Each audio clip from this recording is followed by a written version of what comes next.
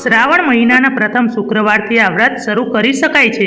સવારે વહેલા ઉઠી પાટલા ઉપર જીવંતિકા માતાનું સ્થાપન કરી ધૂપ, દીપ, પત્ર, પુષ્પ અને કંકુથી માતાજીનું પૂજન કરવું તથા જીવંતિકા માતાની વાર્તા સાંભળવી, ભક્તિ ભાવથી વંદન કરવું, 5 દિવેટનો દીવો પ્રગટાવી માતાજીને પ્રાર્થના કરવી, પીળા રંગના વસ્ત્રો તથા પીળા રંગના અલંકારોનો ત્યાગ કરવો, બને તો લાલ રંગના વસ્ત્રો પહેરવા। જીવંતિકા માતાની વાર્તા ઘણા વર્ષો પહેલાની વાત છે। એક નગરમાં શીલવંત નામે રાજા થઈ ગયો। તેને સુમન નામે સુશીલ ગુણવંતી રાણી હતી। રાજા રાણી તો ઘણા સુખી હતા, માત્ર સંતાનની ખોટ હતી, તેથી તેમને વાંજિયા મેણા બહુ આકરા લાગતા હતા। એક દિવસ પુત્રની ચિંતામાં રાણી વિચાર કરતી બેઠી હતી। રાણીને જોઈ અને તેની દાસી બોલી, બા, તમે મારી વાત માનો તો તમારી બધી ચિંતા ટળી જાય। રાણી કહે, એ કઈ રીતે? દાસી કહે, બા, તમે જાણો છો ને, હું સુયાણીનું કામ કરું છું। ગામના સારા સારા ઘરે મને સુવાવડ વખતે બોલાવી જાય છે।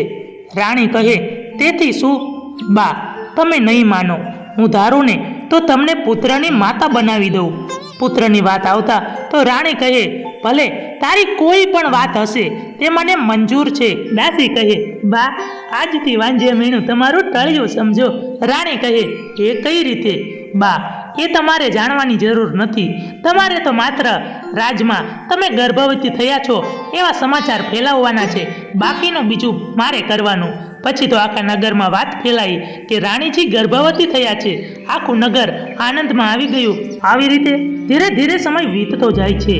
9 મહિના જેટલો સમય પસાર થયો। ગામમાં એક બ્રાહ્મણીને ત્યાં સુવાવડ આવી। સુયાણીના કામ માટે દાસીને તેડાવી। બ્રાહ્મણીને ત્યાં પુત્રનો જન્મ થયો।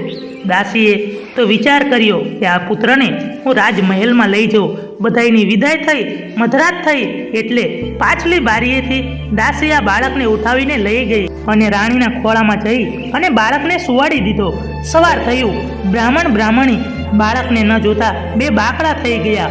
શોધખોળ કરી પણ છેવટે થાકીને બેસી રહ્યા। બરાબર 7 દિવસ થયા અને પછી દાસીએ જાહેર કર્યું કે રાણીબાને કુંવર જન્મ્યો છે। આખોય નગર આનંદમાં આવી ગયો। રાજા રાણીનો વાંજિયા મેણો ટળ્યું।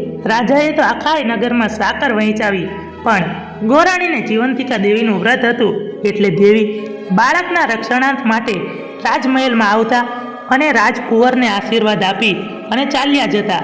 આમ દરરોજ કુમારની ખબર લેતા। ઘણા વર્ષો વીતી ગયા। શીલવંત રાજાનું મૃત્યુ થયું એટલે અમરકુમાર રાજની ગાદીએ બેઠો।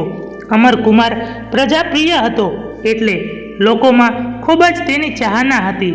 એકવાર પિતાનું શ્રાદ્ધ કરવા માટે અમરકુમાર ગયાજી જવા નીકળ્યો। રસ્તામાં વાણિયાને ત્યાં રાત રોકાયો। આ વાણિયો અભાગ્યો હતો। તેને ત્યાં બાળકનો જન્મ થતો પણ 6 દિવસ જીવી અને 7મા દિવસે મરી જતા। આજે અમરકુમાર આવ્યા ત્યારે તેને ત્યાં બાળકનો જન્મ થયો હતો।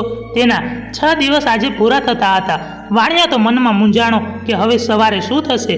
આમ અમરકુમાર તેને ત્યાં રાત રોકાયા એટલે દેવી જીવંતિકા તેનું રક્ષણ કરવા માટે સાથે આવ્યા હતા। મધરાત થઈ એટલે વિધાત્રી દેવી પુત્રના લેખ લખવા માટે આવ્યા।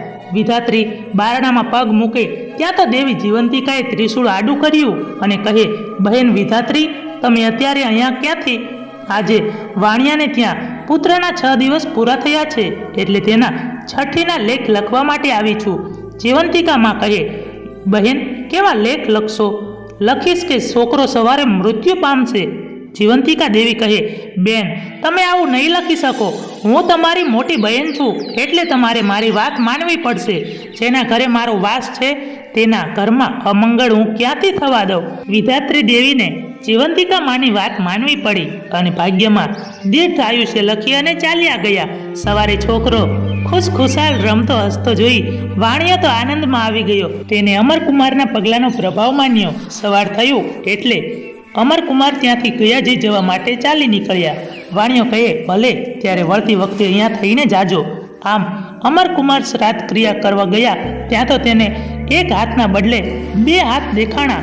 એક હાથ કોઈ સ્ત્રીના હાથ જેવો લાગ્યો હતો। તેનું કારણ તે સમજી શક્યો નહીં। તેને પંડિતોને પૂછ્યું પણ તેમને કાંઈ ઉત્તર આપ્યો નહીં। વાણિયાને ત્યાં પેલો દીકરો હસતો રમતો થઈ ગયો હતો। અને 6 દિવસ પહેલા બીજા દીકરાએ જન્મ લીધો હતો. અમરકુમાર તેને ત્યાં રાત રોકાવા આવ્યો ત્યારે વાણિયો તો આનંદમાં આવી ગયો.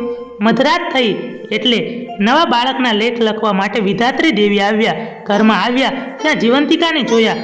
જીવંતિકા દેવી કહે, બેન આજે શું લખશો? દેવી, એના ભાગ્યમાં જે હોય એ મારે લખવું પડશે. આ બાળક પણ સવારે મૃત્યુ પામશે. ના બેન, એવું ના લખશો, મારા પગલાં પડ્યા ત્યાં અમંગળ ન થાય. દેવી, ગયા વખતે તો મેં તમારી વાત માની હતી, પણ આજે હું તમારી વાત નહીં માનું. કર્મના પ્રમાણે મારે એમના લેખ લખવા પડે, નહીં તો સૃષ્ટિનો નિયમ ભાંગે. બહેન જીવંતિકા, એ તો તમે મને કહો, વાણિયાને ઘરે તમે કેમ પધાર્યા છો? જીવંતિકા દેવી કહે, બેન વિધાત્રી, આ રાજકુમારની માતા વર્ષોથી મારું વ્રત કરે છે, લાલ શુક્રવારનું વ્રત કરે છે, તેથી મારે તેની રક્ષા માટે હંમેશા તેનું રક્ષણ કરવું પડે છે. આજે તે વાણિયાને ઘરે રાત રોકાવા માટે આવ્યો છે, તો હું આ ઘરનું અમંગળ કે અહિત કેમ થવા દઉં? બેન વિધાત્રી, તમારે મારી આજ્ઞા પાળવી પડશે. વિધાત્રી કહે, ભલે, જેવી આજ્ઞા. પછી તો લેખ લખવા બેઠા. લેખમાં દીર્ઘાયુષ્ય લખીને ચાલ્યા ગયા. સવારે દીકરાને હસતો રમતો જોઈ અને વાણિયો તો ખૂબ આનંદમાં આવી ગયો. તેને અમરકુમારની પગલાંનો પ્રભાવ માન્યો. આમ અમરકુમાર ત્યાંથી હવે ચાલી નીકળ્યા. ઘરે આવી અને અમરકુમારે પોતાની માતાને પૂછ્યું, માં, તમે કોઈ વ્રત કરો છો? રાણી કહે, ના બેટા, હું કોઈ વ્રત કરતી નથી. અમરકુમારને થયું તો મારી માતા કોઈ બીજી જ હોવી જોઈએ. આમ તેને આખા ગામમાં ઢંઢેરો પીટાયો અને કહ્યું, આજે રાજમાં ઉજવણી છે, તેથી કોઈએ ઘરે રાંધવું નહીં અને બધાએ રાજમાં જમવા આવવો. આમ આખું ગામ આવ્યું. પછી અમરકુમારે જોયું કે કોઈ બાકી તો નથી રહ્યો ને, તો તેને જાણવા મળ્યું કે બ્રાહ્મણીને શુક્રવારનું વ્રત છે, તેથી તે જમવા આવવાની ના કહે છે. અમરકુમારે સમજી લીધું કે તે જ મારા ખરા જનની છે. તેમણે બ્રાહ્મણીને રાજમાં બોલાવી અને કહ્યું, માં, તમે જ મારી ખરી માતા છો. ત્યાં તો બ્રાહ્મણીને ધાવણ ચડ્યું અને દૂધની છેર વછૂટી અમરકુમારના મોઢામાં પડી. આમ પુત્રએ માતાને ઓળખ્યા અને માતાએ પુત્રને ઓળખ્યા. આ વ્રતના પ્રભાવે બ્રાહ્મણીને ખોવાયેલો પોતાનો પુત્ર પાછો મળ્યો. પછી તો જીવંતિકા વ્રતની વાત કરી. પછી બધી માતાઓ પોતાના દીકરાના રક્ષણ માટે જીવંતિકા વ્રત રહેવા લાગી.